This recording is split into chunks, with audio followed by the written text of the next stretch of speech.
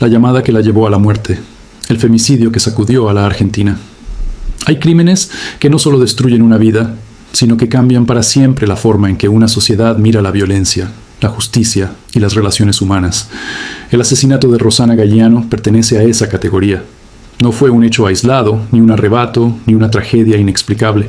Fue una historia que se venía escribiendo desde hacía tiempo, palabra por palabra, denuncia por denuncia, amenaza por amenaza, hasta que una noche de enero una llamada telefónica selló su destino. Y con él dejó una herida abierta que todavía hoy sigue doliendo.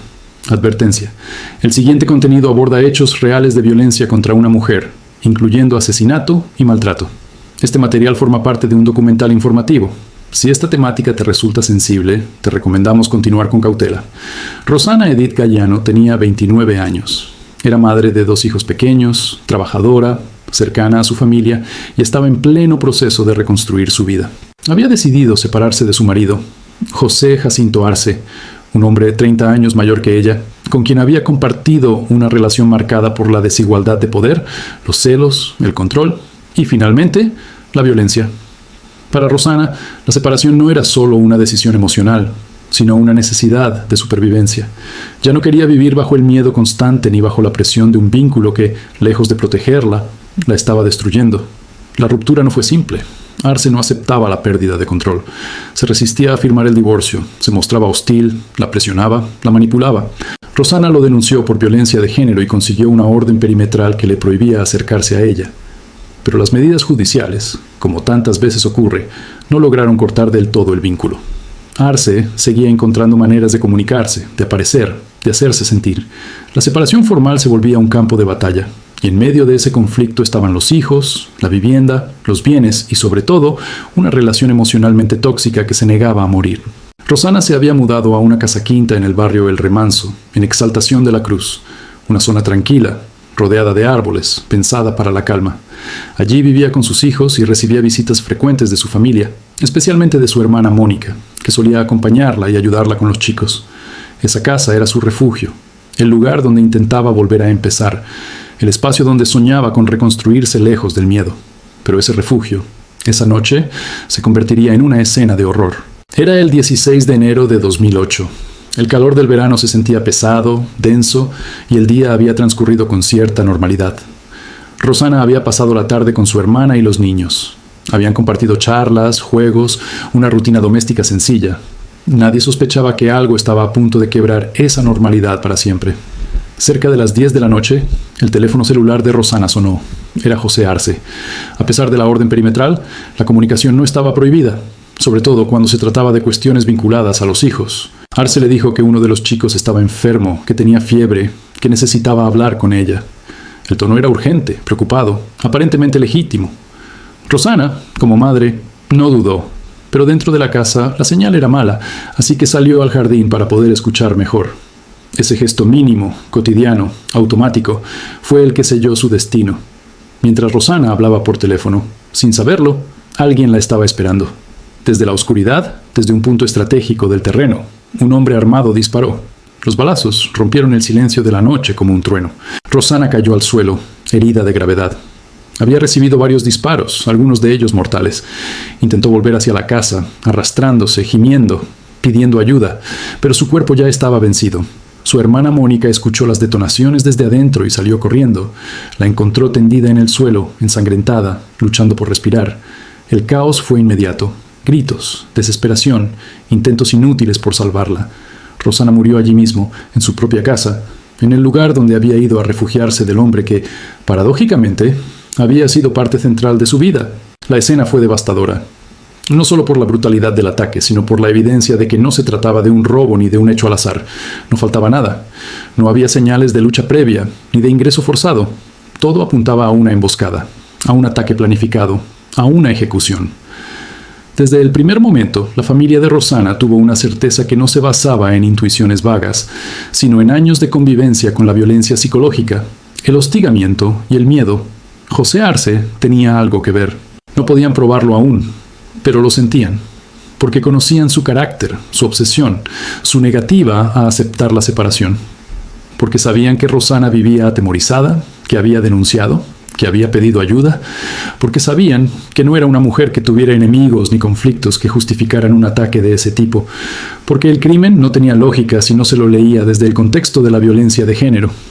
Las primeras horas de la investigación fueron confusas. La policía buscaba hipótesis, analizaba la escena, levantaba casquillos, entrevistaba a vecinos. Se habló de posibles robos, de terceros, de conflictos externos. Pero poco a poco, el foco volvió una y otra vez al mismo lugar: el círculo íntimo de la víctima, el entorno cercano, el vínculo roto que nunca terminó de cerrarse. El dato de la llamada telefónica fue clave desde el principio. No solo por su sincronía con el ataque, sino por la forma en que había obligado a Rosanna a salir al exterior, a exponerse. Ese detalle convirtió la comunicación en algo más que una coincidencia. Empezó a parecer una pieza central de la emboscada, una maniobra precisa para ubicar a la víctima en el lugar exacto y en el momento exacto. Mientras tanto, José Arce se mostraba públicamente como un hombre devastado por la pérdida. Lloraba frente a las cámaras, hablaba de amor, de dolor, de injusticia. Decía no entender quién podía haber hecho algo así. Se mostraba como una víctima más. Y durante un tiempo, esa máscara confundió a parte de la opinión pública, pero no a quienes conocían la historia completa, no a la familia de Rosanna, no a quienes habían visto el deterioro de esa relación. La investigación avanzaba lentamente. Pasaban los meses y no había detenidos. Se hablaba de sicarios, de autores materiales desconocidos, de ajustes de cuentas inexplicables, pero el nombre de Arce seguía apareciendo en cada expediente, en cada declaración, en cada reconstrucción de los hechos. La figura de su madre, Elsa Aguilar, también empezó a surgir como una presencia constante en el trasfondo de la historia. Una mujer que, según varios testimonios, tenía una influencia fuerte sobre su hijo y una actitud hostil hacia Rosanna. Los investigadores empezaron a reunir pruebas indirectas, indicios, contradicciones en los relatos, movimientos de dinero, comunicaciones telefónicas, comportamientos previos al crimen que no encajaban con la versión del viudo desconsolado. La hipótesis se volvía cada vez más sólida. No había sido un asesinato impulsivo, sino un crimen organizado, planificado, ejecutado por terceros, pero ideado desde adentro del círculo más íntimo de la víctima. Para la familia Galliano, el tiempo se volvía insoportable, no solo por el dolor de la pérdida, sino por la sensación de impunidad, de injusticia, de caminar por la calle sabiendo que quien sospechaban como responsable seguía libre, viviendo su vida, viendo crecer a los hijos de Rosanna. Porque, además de todo, los niños quedaron inicialmente bajo la custodia de su propio padre y de su abuela paterna, es decir, de quienes estaban bajo sospecha por la muerte de su madre. Esa situación generó una indignación profunda. ¿Cómo era posible que dos niños quedaran al cuidado de personas acusadas, aunque aún no condenadas, de haber instigado el asesinato de su madre? ¿Qué mensaje enviaba eso a la sociedad? ¿Qué protección real ofrecía el Estado a las víctimas indirectas de la violencia machista? Mientras tanto, Rosanna se convertía en un nombre que empezaba a circular más allá de su círculo íntimo. Su historia empezaba a simbolizar algo más grande: la vulnerabilidad de las mujeres que denuncian, que se separan, que intentan salir de relaciones violentas y aún así siguen expuestas. El caso empezaba a resonar en colectivos feministas, en organizaciones sociales, en espacios judiciales, como una muestra brutal de cómo la violencia no termina cuando se firma una denuncia ni cuando se obtiene una perimetral. A veces, recién ahí empieza. En abril de 2009, más de un año después del crimen, llegó un giro decisivo. José Arce y su madre, Elsa Aguilar, fueron detenidos. La acusación fue clara. Ambos habrían sido los autores intelectuales del asesinato de Rosanna. Según la investigación, habrían contratado sicarios para ejecutar el crimen, aportando dinero, logística y planificación. La llamada telefónica no habría sido un gesto casual, sino la pieza clave de la emboscada. La detención fue un shock mediático. Las imágenes de Arce esposado, custodiado por policías, contrastaban brutalmente con la imagen del viudo afligido que había mostrado durante meses. Para la familia de Rosanna, fue un momento de alivio, pero no de cierre, porque sabían que todavía quedaba lo más difícil: probarlo en un juicio, enfrentar años de audiencias, testimonios, pericias, estrategias legales, exposiciones públicas, revivir una y otra vez el crimen, volver a escuchar cada detalle, cada palabra, cada bala. Durante la instrucción judicial, se acumularon pruebas circunstanciales, declaraciones de testigos, análisis de llamadas, reconstrucciones de movimientos. La hipótesis de la autoría intelectual se fortalecía, aunque los autores materiales nunca serían identificados con nombre y apellido. El foco del proceso se concentró en quienes, según la acusación, habían diseñado la muerte de Rosanna desde las sombras. El juicio oral llegó finalmente en 2013, casi 6 años después del crimen. Fue largo, complejo y emocionalmente devastador para la familia. En la sala, los testimonios reconstruían no solo la noche del asesinato, sino también años de violencia previa. Controles, amenazas, humillaciones, episodios de agresión psicológica que, vistos en retrospectiva, parecían piezas de un rompecabezas trágico. La fiscalía habló de femicidio cuando el término todavía no era de uso cotidiano en la justicia argentina. Habló de violencia de género estructural, de desigualdad de poder, de dominación masculina llevada al extremo más letal. La defensa intentó desacreditar las pruebas, sembrar dudas, presentar a Arce como una víctima de acusaciones sin sustento. Pero el tribunal fue contundente. Consideró probado que el crimen había sido planificado, que había existido premeditación, que la llamada telefónica había sido parte del plan, que la víctima había sido colocada deliberadamente en situación de indefensión, y que tanto Arce como su madre habían tenido un rol central en esa planificación.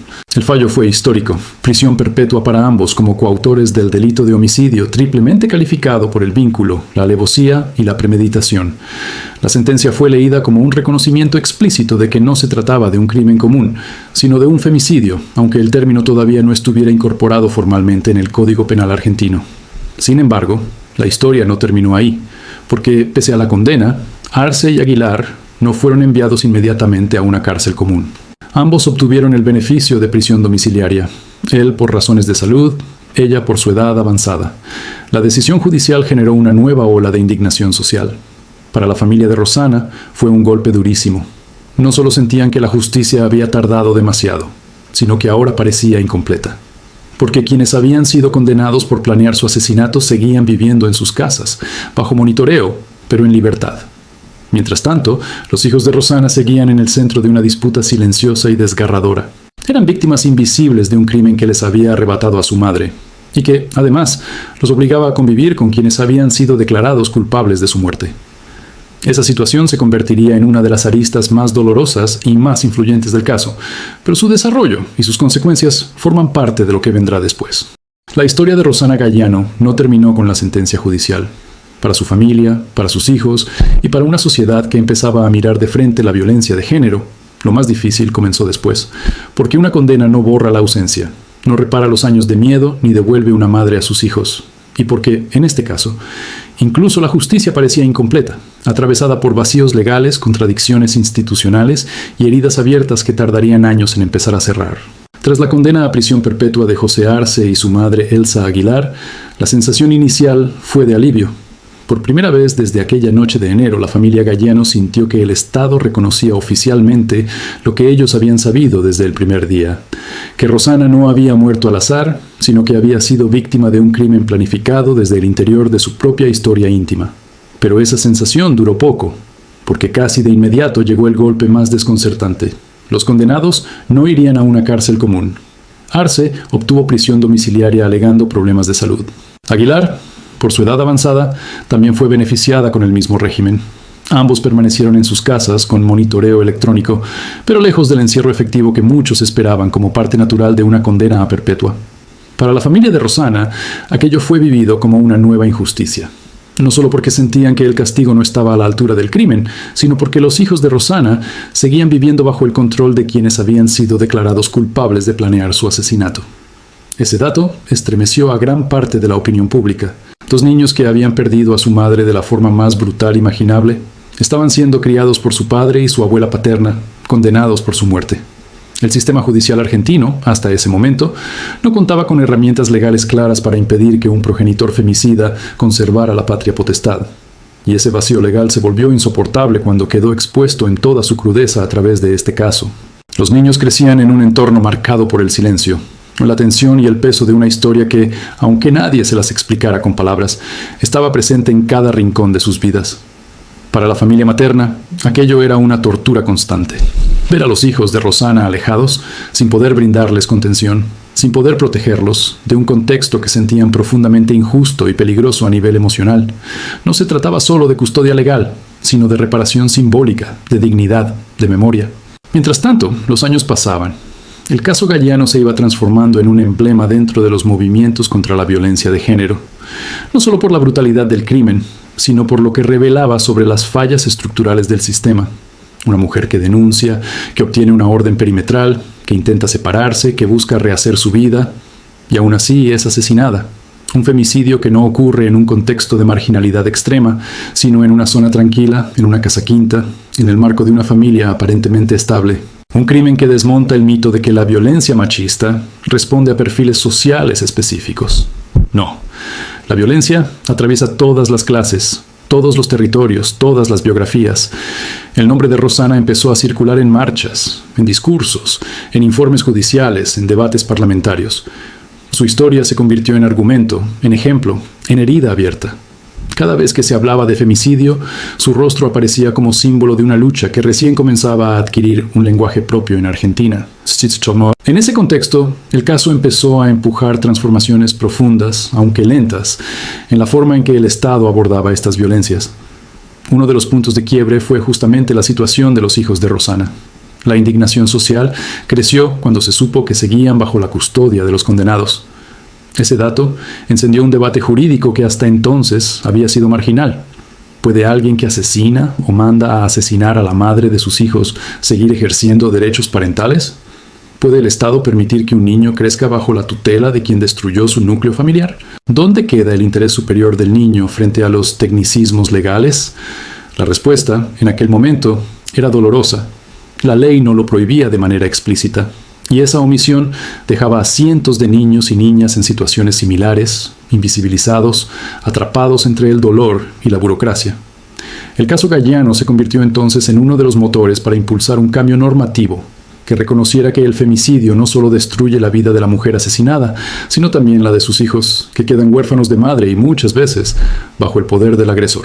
De ese proceso de lucha surgió lo que más tarde sería conocido como la Ley Brisa, una normativa que establece que quienes cometan femicidio pierden automáticamente la responsabilidad parental y que los hijos de víctimas de violencia extrema acceden a una reparación económica por parte del Estado. Aunque la ley se inspiró en varios casos, el de Rosana Gayano fue uno de los más citados en los debates legislativos como ejemplo paradigmático de lo que no podía seguir ocurriendo. Su historia ayudó a convertir el dolor en política pública, la tragedia en conciencia social, la muerte en una bandera de protección para otras infancias vulneradas, pero mientras el país avanzaba lentamente en esa dirección, la vida de los protagonistas del caso seguía su curso, marcada por la tragedia. José Arce, condenado a prisión perpetua, continuó bajo arresto domiciliario. Su salud se deterioraba y con el paso de los años su figura se fue desdibujando en el escenario público, aunque nunca dejó de ser, para la familia Gayano, el responsable directo de la muerte de Rosana. En noviembre de 2018, Arce murió a los 68 años, sin haber cumplido un solo día de cárcel efectiva en una unidad penitenciaria. Su muerte generó sentimientos encontrados. Para algunos cerraba un capítulo, para otros abría una herida aún más amarga, la sensación de que la justicia había llegado tarde y de manera incompleta. Arce murió en su casa, bajo cuidados médicos, lejos del encierro, lejos del castigo que muchos esperaban como símbolo de reparación. Para la familia de Rosana, su fallecimiento no trajo paz, ni alivio, ni cierre, porque no hay muerte que compense otra muerte, porque nada devuelve a una madre a sus hijos, porque la ausencia sigue siendo ausencia, aunque el victimario ya no esté. Elsa Aguilar, por su parte, también continuó bajo prisión domiciliaria. Su figura quedó asociada a uno de los aspectos más perturbadores del caso, la idea de una madre que colabora en el asesinato de la mujer de su propio hijo. Un rol que desafía las narrativas tradicionales de protección familiar y que revela hasta qué punto la violencia puede naturalizarse, legitimarse y reproducirse incluso en los vínculos más íntimos. En este crimen, no solo hubo un hombre que decidió destruir a su expareja, sino un entramado familiar que lo acompañó en ese camino. Con el paso del tiempo, el caso Gayano fue siendo estudiado en ámbitos académicos, judiciales y sociales como ejemplo de femicidio por encargo, una modalidad menos visible pero igualmente devastadora. No se trató de un crimen cometido en medio de una discusión, ni de un estallido emocional momentáneo, sino de una planificación fría, metódica, que utilizó a terceros para ejecutar lo que se había decidido en la intimidad. Ese dato lo vuelve especialmente inquietante, porque muestra cómo la violencia de género puede adoptar formas sofisticadas, silenciosas, invisibles, hasta el momento del impacto final. También fue un caso que puso en evidencia la fragilidad de las órdenes de restricción cuando no van acompañadas de dispositivos reales de protección. Rosana había denunciado, había pedido ayuda, había obtenido una perimetral. Sin embargo, esa medida no impidió que su agresor encontrara la forma de contactarla, manipularla y finalmente matarla. El mensaje implícito fue devastador. Incluso cuando una mujer hace todo lo que el sistema le pide, incluso cuando sigue los canales legales, incluso cuando busca ayuda institucional, su vida puede seguir en peligro. Ese aprendizaje colectivo fue doloroso, pero necesario, porque obligó a revisar protocolos, prácticas judiciales, mecanismos de protección, políticas públicas. Obliga todavía hoy a preguntarnos cuántas Rosanas existen, cuántas mujeres viven bajo amenaza, cuántas denuncian y no son escuchadas, cuántas esperan una respuesta que llega tarde. El caso Galliano se convirtió en una advertencia permanente sobre los costos de la indiferencia, de la lentitud institucional, de la naturalización de la violencia. Con los años, los hijos de Rosana crecieron. Su infancia estuvo marcada por una ausencia imposible de llenar, por silencios incómodos, por verdades que tardaron en ser dichas, por un pasado que pesaba incluso cuando no se lo nombraba. A medida que fueron creciendo, la historia de su madre dejó de ser un relato lejano para convertirse en una verdad personal, íntima, dolorosa.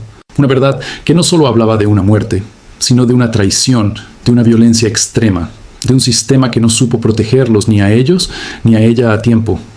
La lucha de la familia Galliano no fue solo judicial, fue también simbólica, fue por memoria, por dignidad, por justicia social, por visibilidad, por reparación. Durante años hablaron públicamente, participaron en marchas, dieron entrevistas, impulsaron cambios, pusieron el cuerpo al dolor. No solo querían justicia para Rosana, sino que otras mujeres no corrieran su misma suerte, que otras familias no atravesaran el mismo infierno. Que el nombre de Rosana no fuera apenas un expediente judicial, sino un recordatorio vivo de lo que no puede volver a pasar. Y en muchos sentidos lo lograron. Porque hoy, cuando se habla de femicidio en Argentina, se habla en plural. Se habla como fenómeno social, se habla como problema estructural, se habla como responsabilidad colectiva. Ya no se lo reduce a crímenes pasionales ni a tragedias individuales. Se lo nombra por lo que es, violencia machista extrema. Y esa transformación discursiva, política y cultural se construyó sobre historias concretas, reales, dolorosas, como la de Rosana Galliano. A 18 años de su asesinato, su caso sigue siendo citado en debates legislativos, en capacitaciones judiciales, en informes sobre violencia de género, en marchas y actos de memoria. No porque el horror de su muerte necesite ser revivido, sino porque su historia ayuda a comprender la urgencia de cambiar las condiciones que hacen posibles estos crímenes. Porque cada vez que se la recuerda, se vuelve a señalar que las mujeres no mueren por amor, ni por celos, ni por errores. Mueren porque hay hombres que deciden matarlas, y sistemas que no siempre logran impedirlo. Rosana no fue solo una víctima. Fue una mujer que intentó salir de una relación violenta, que denunció, que pidió ayuda, que quiso rehacer su vida, que cuidaba a sus hijos, que tenía proyectos, que soñaba. Su asesinato no fue un destino inevitable, sino el resultado de una serie de decisiones humanas y fallas institucionales que se podrían haber evitado. Y ese dato es quizás el más insoportable de todos, que su muerte no era necesaria, que no era inevitable, que no era el precio de nada, que fue simplemente una injusticia absoluta. Hoy, su nombre forma parte de una memoria colectiva que no quiere olvidar. Porque olvidar es repetir. Porque el silencio protege al agresor. Porque la memoria incomoda, pero también transforma. Y porque cada historia contada es una posibilidad de prevención, de conciencia, de cambio. Este caso dejó una marca profunda en la justicia argentina, en las leyes, en la forma de hablar de la violencia de género, en las políticas públicas de protección a las víctimas, en la conciencia social. Pero por encima de todo, dejó una marca imborrable en quienes amaron a Rosana, en sus hijos, en su familia, en quienes la conocieron, en quienes hoy la recuerdan sin haberla conocido, pero sintiendo que su historia podría haber sido la de cualquiera, porque Rosana Galliano no es solo un nombre en un expediente, es el rostro de una mujer que quiso vivir, es la historia de una madre que quiso proteger a sus hijos, es el símbolo de una lucha que todavía continúa, es una advertencia, es una herida, es una bandera, es memoria. Y contar su historia no es morbo, no es espectáculo, no es repetición vacía. Es un acto de responsabilidad, es decir en voz alta que esto pasó, que sigue pasando, que no debe volver a pasar, que cada vida importa, que cada silencio mata, que cada denuncia ignorada puede costar una vida, que cada historia contada puede salvar otra. Si este documental te conmovió, te invitamos a apoyar este espacio dando like y suscribiéndote a nuestro canal. Así nos ayudas a seguir creando contenidos que informan, sensibilizan y mantienen viva la memoria de historias que no deben ser olvidadas.